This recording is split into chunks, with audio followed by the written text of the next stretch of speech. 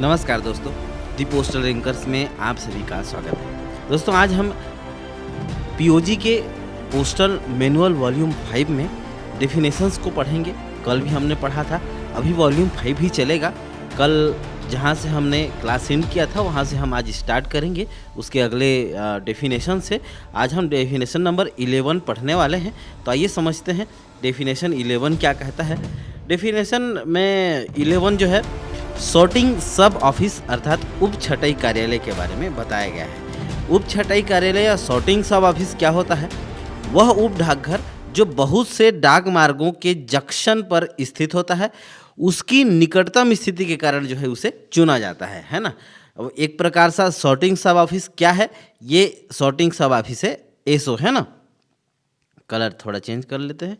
Sorting सब office जो है एसओ है अर्थात उप डाकघर है। सॉर्टिंग सब ऑफिस इसलिए बनाया गया है ताकि जिन कार्यालयों का रास्ता इस उप छटाई कार्यालय से होकर जाता है उन कार्यालयों को भेजी गई अथवा वहां से प्राप्त हुई वस्तुओं के लिए जो है यह एक छटाई कार्यालय के रूप में कार्य कर सके। अंततः वर्क ऑफिस का जो कार्यालयों का जो है कार्यभार क्षमता अर्थात वर्कलोड जो है, वर्कलोड कम करने के लिए जो भी उपाय हैं वो किए जाते हैं और इसके तहत ही मान के चलिए उप छटाई कार्यालय सॉर्टिंग सब ऑफिस बनाया गया है, जो आने वाले ऑफिस के लिए बैग की संख्या को कम करता है, कम इसे करता है कि वो सॉर्ट कर देता है अपने लेवल पे, है ना। तो इसीलिए इसको जो है एक सब सॉर्टिंग ऑफिस या सॉर्टिंग सब ऑफिस कहा जाता है। उप छटाई कार्यालय के पास छटाई के लिए हर प्रकार की वस्तु प्राप्त करने का अधिकार है। ऑल टाइप ऑफ आर्टिकल्स प्राप्त करने का अधिकार है किसको? उप छटाई कार्यालय को, है ना। अगला डेफिनेशन देखते हैं 11A, है ना। 11A नोडल पोस्ट ऑफिस, है ना। नोडल आप लोगों ने साइंस में पढ़ा होगा। साइंस में एक होता है नोड, है ना, जहाँ पर इलेक्ट्रॉन के पाए जाने की संभावना बहुत अधिक होती है। महत्वपूर्ण शहरों कस्बों में कुछ डाकघरों को पड़ोसी डाकघरों से पत्र प्राप्त करने और आरएमएस अधीक्षकों द्वारा दिए गए छटाई आरेख अर्थात सॉर्टिंग डायग्राम के अनुसार डाक छटाई करने के लिए अधिकृत किया जाता है ना। महत्वपूर्ण शहरों में जहाँ पर वर्कलोड ज़्यादा रहता है, ऐसा स्थानीय छटाई कार्यालयों में काम के अत्यधिक दबाव अर्थात पीक आवर्स प्रेशर को जो है कम करने के लिए किया जाता है। ऐसे डाकघरों को नोडल पोस्ट ऑफिस, नोडल डाकघर के रूप में पहचाना जाता है। तो ये तो हो गया नोडल पोस्ट ऑफिस, है ना। नोडल पोस्ट ऑफिस क्या करते हैं? एक तो पड़ोसी डाकघरों से जो पत्र प्राप्त कर सकते हैं, है ना, उनको निपटा सकते हैं, और दूसरा आरएमएस अधीक्षकों अर्थात आरएमएस के जो एसपी साहब हैं, है ना, उनके द्वारा दिए गए जो सॉर्टिंग डायग्राम है उसके अनुसार वो छटाई कर सकते हैं। कौन? Nodal post office. इसी प्रकार 11B क्या कहता है? 11B बताता है सेंट्रल बैग यूनिट या केंद्रीय बैगिंग यूनिट, है ना। ये परीक्षा में पूछा जाता है, सेंट्रल बैगिंग यूनिट, केंद्रीय बैगिंग यूनिट क्या है? तो है ना, आरएमएस की एक शाखा है। यहाँ पर डाकघरों या डाक कार्यालयों द्वारा तैयार किए गए बंडलों को प्रिपेयर कर जो है सीधे थैलों में समाविष्ट किया जाता है ना। बंडल को प्रिपेयर कर किस में समाविष्ट किया जाता है? थैलों में, है ना। आगे देखते हैं रिटर्न लेटर ऑफिस, एक महत्वपूर्ण परिभाषा है।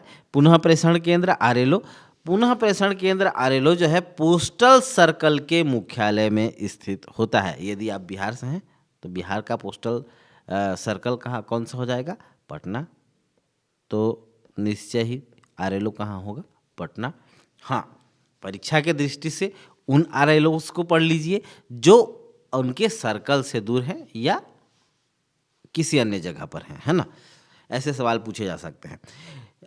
आरएलओ के कार्यों की बात करें, है ना, तो अनक्लेम्ड आर्टिकल जिन पर किसी का दावा ना हो, रिफ्यूज्ड आर्टिकल जिन्हें लेने से इनकार किया जा चुका हो, आर्टिकल विदाउट एड्रेस जिन पर किसी का पता ना हो, इनकम्प्लीट एड्रेस आर्टिकल जिन पर दिया हुआ पता अधूरा हो, ये जिन पर दिया हुआ पता जो है अस्पष्ट हो, है ना, इनसफिशिएंट एड्रेस टाइप का अस्पष्ट पता हो, इन पर जो है आरएलओस कार्य करते हैं। अगली परिभाषा देखते हैं 12A 12A ट्रांसक्रिप्शन सेंटर अर्थात लिप्यंतरण केंद्र, है ना। हिंदी में थोड़ा नाम कठिन लगता है, लेकिन है कुछ नहीं, लिप्यंतरण केंद्र ट्रांसक्रिप्शन सेंटर छटाई कार्यालय में स्थापित एक सेल या शाखा है जो सामान्यतः सर्कल मुख्यालय या सर्कल में किसी अन्य सुविधाजनक छटाई कार्यालय में स्थित होता है ना। कहाँ स्थित होता है ये?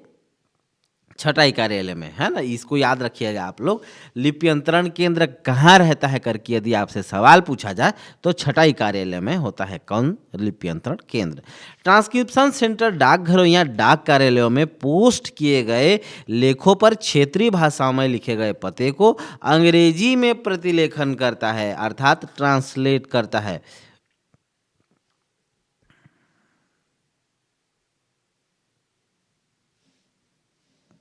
अंग्रेजी में क्या करता है?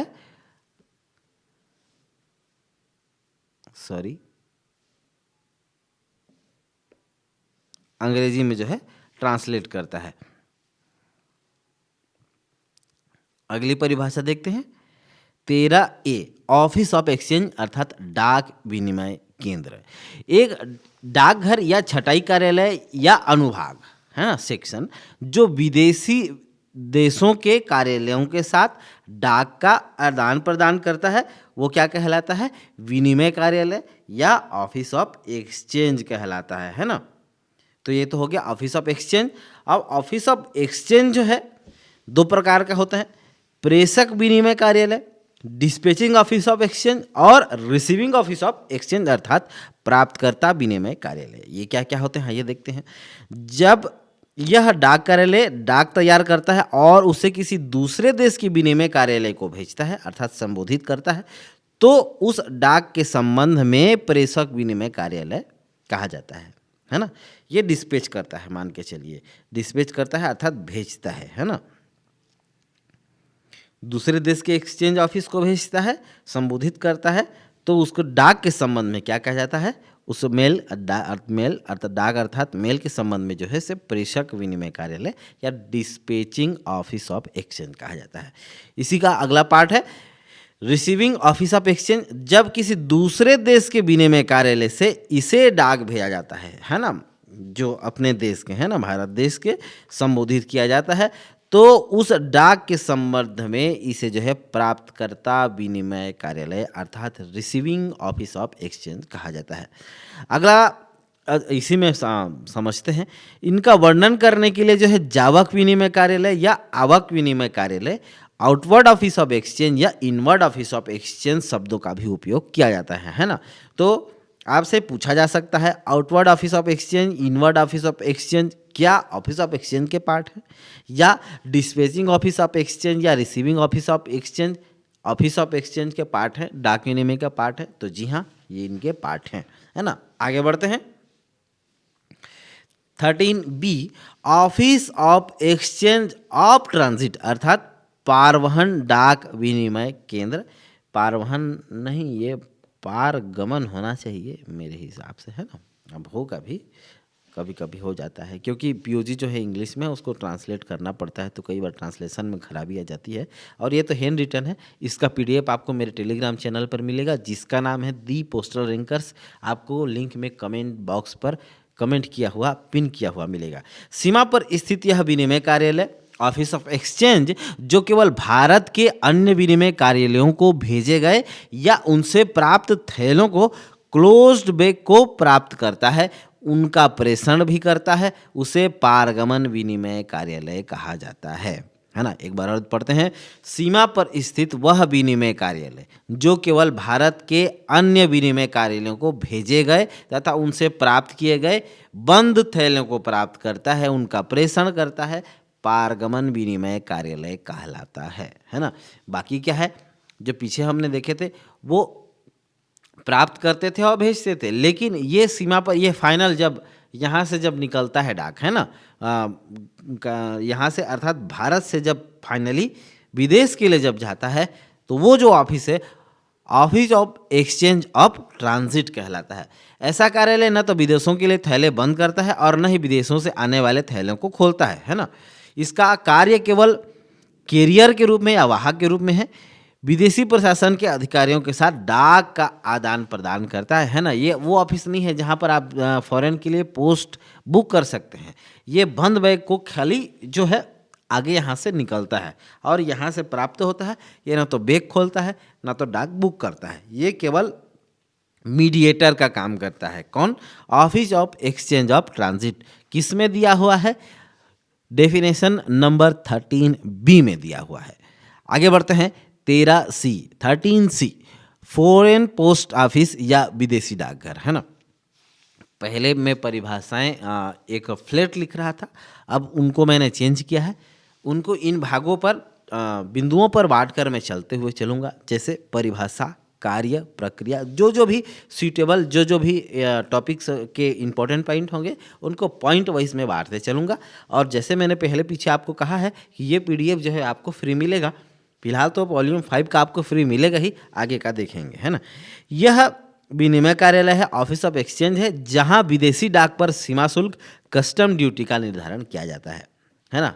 कस्टम ड्यूटी का निर्धारण कहाँ किया जाता है? फॉरेन पोस्ट ऑफिस में किया जाता है। इसका कार्य क्या है देखते हैं। अन्य विनिमय कार्यालय डाक को रोककर इंटरसेप्ट कर सकते हैं, लेकिन वास्तविक निर्धारण और वस्तुओं को खोलने का कार्य केवल विदेशी डाकघरों या फॉरेन पोस्ट ऑफिस में ही होता है ना। इंटरसेप्ट कर सकते हैं, लेकिन उसके अंदर की रखी वस्तुओं को जांच नहीं कर सकते। कौन कर सकता है? विदेशी डाकघर कर सकता है, फॉरेन पोस्ट ऑफिस कर सकता है। लेकिन अभी जो नया रूल आया है 2024 में, PO rule, post office rule, इसके अनुसार कोई भी ऑफिस जो है यदि संदेहात्मक वस्तुओं को वह खोल कर जो है देख सकता है। फॉरेन पोस्ट ऑफिस की प्रक्रिया के बारे में बात करें तो यदि किसी वस्तु में शुल्क योग्य सामान, ड्यूटेबल गुड्स होने का संदेह होता है तो उसे वास्तविक जांच और शुल्क निर्धारण करने के लिए फॉरेन पोस्ट ऑफिस को भेज दिया जाता है, जो वितरण कार्यालय के सबसे निकट होता है ना। कई बार होता है शुल्क योग्य सामान होता है, लोग छुपाने की कोशिश करते हैं, है ना। अब विदेश से यहाँ कोई भी वस्तु आती है तो उस पर आपको कस्टम ड्यूटी पे करना होता है ना। कस्टम ड्यूटी पे करना होता है। अब आप 5 करोड़ की घड़ी को एक पार्सल के रूप में भेज देंगे बिना कस्टम ड्यूटी पे किए, है ना। तो इसको सरकार को इससे क्या होगा? राजस्व में घाटा होगा ना भाई। तो कस्टम ड्यूटी कहता हूँ, यदि किसी भी कर्मचारी या अधिकारी को संदेह हो गया कि इसमें महंगी वस्तुएं हैं या इसका कस्टम ड्यूटी पे नहीं किया गया है, तो निकटतम जो भी फॉरेन पोस्ट ऑफिस है उसको भेज दिया जाएगा, है ना। अब ये चीज़ क्या है? ये चीज़ जो कोस्टल एरियाज़ के कहना चाहिए कि पोस्ट ऑफिस हैं, कोस्टल एरियाज़ के, उनको ज़्यादा मालूम होगा। कोस्टल एरियाज़ कहने का मतलब जैसे मुंबई हो गया, इधर भुवनेश्वर हो गया, इनको ज़्यादा मालूम हो क्योंकि वहाँ से विदेशों से सामान ज़्यादा आते हैं। अब इधर लैंड लॉक्ड स्टेट्स में क्या है कि ये सब ज़्यादा दिखता नहीं है, तो उनको थोड़ा सा समझ में कम आएगा।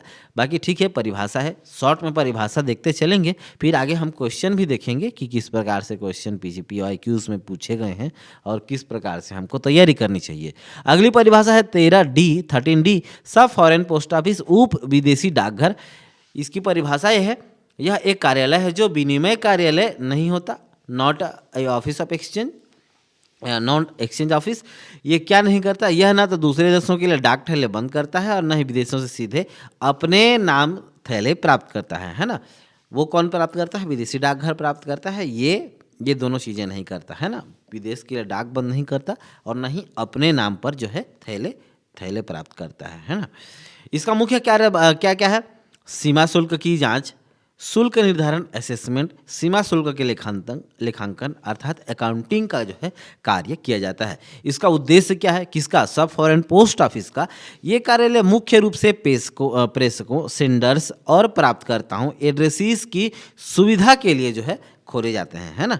अब भाई सीमा शुल्क की जांच अर्थात कस्टम एग्जामिनेशन आपको करवाना होगा या फिर किसी पर करवाने की ज़रूरत पड़ी तो फॉरेन पोस्ट ऑफिस तो दूर में ही होगा, मान के चलिए बड़ा ऑफिस है तो दूर में होगा, तो उसका जो है छोटा ब्रांच पास में खोल लिया जाता है ताकि बड़े ऑफिस का वर्कलोड कम हो और आम जन को सुविधा भी हो। इसका लाभ क्या है?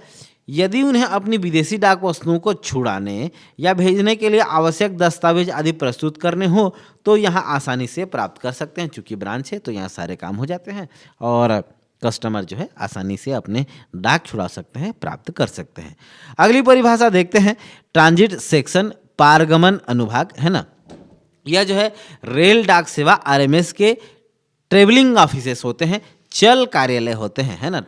चल कार्यालय, कल हमने क्या देखा था, एक ऑफिस देखा था, क्या, स्टेशनरी ऑफिस। किसको देखा था, मेल ऑफिस को, जिसका हेड कौन था, इसका हेड था मेल गार्ड था, इसका ऑफिस मेल गार्ड या मेल एजेंट, है ना। कार्यस्थल के बारे में बात करें तो ये रेल मार्गों या नदी स्टीमर लाइनों, रिवर स्टीमर लाइंस पर जो है कार्य करते हैं। इनके प्रभारी अधिकारियों की बात करते हैं तो ट्रांजिट सेक्शन के एक सेट के प्रभारी अधिकारी, ऑफिस इंचार्ज को मेल गार्ड या मेल एजेंट कहा जाता है ना। इन अनुभागों अर्थात सेक्शंस को जो है क्रमिक रूप से नंबर दिए जाते हैं। इनका नामकरण आरएमएस डिवीजन के नाम के बाद जो है सीरियल नंबर के साथ संबोधित होता है ना। ये कहाँ काम करते हैं, ये रेल मार्गों या नदी स्टीमर लाइनों पर कार्य करते हैं। किसका हिस्सा है, ये आरएमएस का हिस्सा है। ये क्या स्टेशनरी ऑफिस है या ट्रेवलिंग ऑफिस, ये है travelling office of railway mail services. अगली परिभाषा देखते हैं 15 मेल ऑफिस या डाक कार्यालय। आरएमएस के स्थिर कार्यालय हैं stationery office of RMS railway mail section services. ये चलते फिरते नहीं हैं जैसे कि सेक्शन होते हैं, है ना। सेक्शन की तरह चलते फिरते मूविंग नहीं है, ये स्टेशनरी है, एक जगह स्थिर रहते हैं। ये दो प्रकार के होते हैं, सॉर्टिंग मेल ऑफिस और transit mail office. Sorting mail office और ट्रांजिट मेल ऑफिस, छटाई डाक कार्यालय और पारगमन डाक कार्यालय। आइए दोनों के बीच अंतर क्या है ये समझते हैं। छटाई कार्यालय, सॉर्टिंग सब ऑफिस और ट्रांजिट सब ऑफिस मेल ऑफिस, है ना। ये कार्यालय खुद को संबोधित डाक थैलों को खोलकर उनकी सामग्री की छटाई करते हैं और बंद थैलों का भी निपटान करते हैं। कौन, छटाई डाक कार्यालय, सॉर्टिंग सब ऑफिस, है ना। सॉर्टिंग मेल ऑफिस और ट्रांजिट मेल ऑफिस क्या करते हैं, ये केवल बंद थैलों का ही लेन देन करते हैं, ये थैलों को खोलते नहीं हैं, है ना। ट्रांजिट मेल ऑफिस नहीं खोलेंगे और सॉर्टिंग मेल ऑफिस खोलेंगे। जैसे कि नाम से स्पष्ट है, भाई छटाई करने के लिए तो थैले खोलने ही पड़ेंगे ना, है ना। ऑब्वियस सी चीज़ है कि छटाई इसका हो रहा है तो थैले तो खोल की छटाई होंगे, है ना। तो सॉर्टिंग मेल ऑफिस में थैलों को खोला जाएगा और ट्रांजिट मेल ऑफिस में जो है थैले बंद रहेंगे, खोले नहीं जाएंगे, है ना। ये चीज़ आप लोग याद रखिएगा। प्रभारी अधिकारी की बात करें तो छटाई डाक कार्यालय के एक सेट के प्रभारी कौन होता है, हेड सॉर्टिंग असिस्टेंट या प्रधान छटाई सहायक होता है। इसी प्रकार से ट्रांजिट मेल ऑफिस के एक सेट का प्रभारी कौन होता है, मेल एजेंट होता है ना। प्रभारी को यहाँ जो है पदनाम दिया जाएगा, चाहे उस पद पर काम करने वाले अधिकारी या कर्मचारी, अर्थात कर्मचारी ही यहाँ काम करेगा, है ना, का व्यक्तिगत दर्जा या स्टेटस कुछ भी हो उससे मतलब नहीं है, लेकिन पदनाम वही दिया जाएगा, क्या, हेड सॉर्टिंग असिस्टेंट या मेल एजेंट, है ना। हेड सॉर्टिंग असिस्टेंट बड़ी चीज़ होती है भैया, एसपीएम लेवल की। आज के लिए बस इतना ही, कल फिर मिलेंगे नए डेफिनेशंस के साथ। ऐसे ही हमारे क्लासेस चलती रहेंगे, बने रहिए हमारे साथ। मुझे सुनने के लिए धन्यवाद, नमस्कार। हाँ, पीडीएफ आपको टेलीग्राम चैनल पर मिल जाएगा, यूट्यूब पर आपको इसका प्लेलिस्ट बना हुआ मिलेगा। ये नोट्स का पीडीएफ मैं शेयर कर दूंगा और टेलीग्राम का लिंक आपको कमेंट बॉक्स पर पिन किया हुआ मिलेगा। Thank you.